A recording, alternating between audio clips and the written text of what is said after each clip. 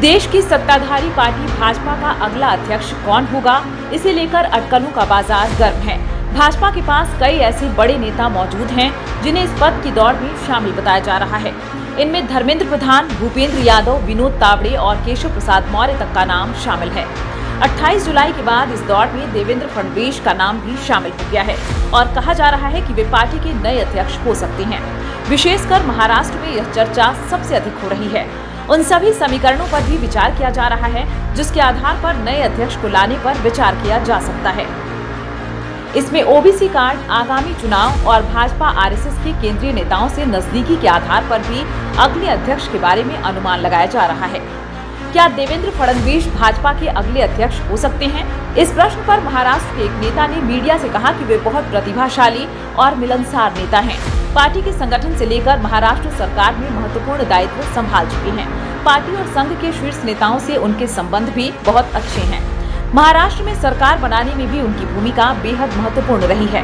बिहार की प्रभारी रहते हुए और कई राज्यों में उनका सांगठनिक नेतृत्व कौशल भी दिख चुका है। ऐसे में अध्यक्ष पद के लिए उनकी योग्यता पर कोई संदेह नहीं है। नेता के अनुसार लेकिन भाजपा ने उन्हें महाराष्ट्र की राजनीति के लिए विशेष तौर पर आगे बढ़ाया था। आज भी महाराष्ट्र में भाजपा के पास देवेंद्र फडणवीस के अलावा दूसरा कोई बड़ा और लोकप्रिय चेहरा नहीं है जो पार्टी को आगामी विधानसभा चुनावों में जीत दिला सके। पीयूष गोयल, विनोद तावड़े जैसे नेता भाजपा के पास हैं, लेकिन वे केंद्र की राजनीति में व्यस्त हैं। केंद्र की आवश्यकताओं को देखते हुए उन्हें प्रदेश में भेजने की संभावना भी कम ही है। ऐसे में देवेंद्र फडणवीस पार्टी के लिए महाराष्ट्र में अधिक उपयोगी साबित हो सकते हैं। आगामी चुनाव को ध्यान में रखकर पार्टी उनका उपयोग महाराष्ट्र में ही कर सकती है। चूँकि भाजपा के वर्तमान अध्यक्ष जेपी नड्डा ब्राह्मण समुदाय से हैं, लिहाजा पार्टी लगातार दूसरा अध्यक्ष भी ब्राह्मण समुदाय से ही देने से परहेज कर सकती है। इंडिया गठबंधन ने जिस तरह जातिगत जनगणना, ओबीसी और दलित कार्ड का दांव खेला है, उसे देखते हुए इस बात की अटकलें लगाई जा रही हैं कि भाजपा अगला अध्यक्ष ओबीसी या दलित समुदाय से दे सकती है। यदि ऐसा होता है तो धर्मेंद्र प्रधान या भूपेंद्र यादव पार्टी के खांचे में फिट बैठ सकते हैं। पार्टी के केंद्रीय संगठन में कार्य करने का लंबा अनुभव, केंद्रीय मंत्री के रूप में कार्य करने का अनुभव और केंद्रीय नेताओं से उनकी नजदीकी भी उन्हें इस पद के योग्य बनाती है। इन समीकरणों में केशव प्रसाद मौर्य भी बिल्कुल फिट बैठते हैं। ओबीसी समुदाय से आने वाले मौर्य उत्तर प्रदेश के अध्यक्ष के साथ साथ उत्तर प्रदेश सरकार में उप मुख्यमंत्री के महत्वपूर्ण पद पर भी बने हुए हैं।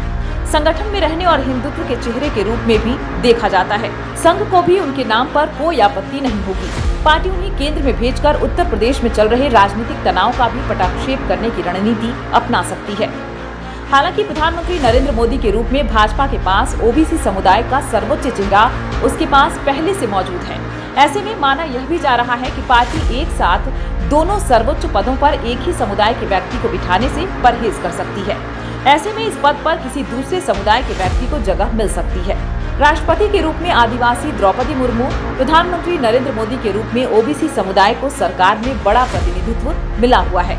ऐसे में अटकलें इसी बात की लगाई जा रही हैं कि पार्टी के अध्यक्ष पद पर किसी दलित चेहरे को उतारने पर भी विचार किया जा सकता है। यह चेहरा कांग्रेस के अध्यक्ष मल्लिकार्जुन खड़गे के सामने मजबूती से पार्टी का पक्ष रख सकता है। विपक्ष ने जिस तरह लोकसभा चुनावों में संविधान और जातिगत जनगणना का विमर्श पैदा किया है और आगे भी वह इसी मुद्दे पर हमलावर होने का रुख दिखा रहा है, पार्टी को दलित चेहरा सूट कर सकता है। ऐसा चेहरा कौन हो सकता है, इस पर भी अटकलें लगाई जा रही हैं। अध्यक्ष पद के लिए अटकलों के बीच यह तय माना जा रहा है कि पार्टी बहुत जल्द नए कार्यकारी अध्यक्ष की घोषणा कर सकती है। इसके बाद पार्टी सदस्यता अभियान चलाएगी और कुछ प्रदेश अध्यक्षों की जिम्मेदारी भी बदली जा सकती है। इसके बाद दिसंबर महीने के अंत तक पार्टी को पूर्णकालिक अध्यक्ष मिल सकता है।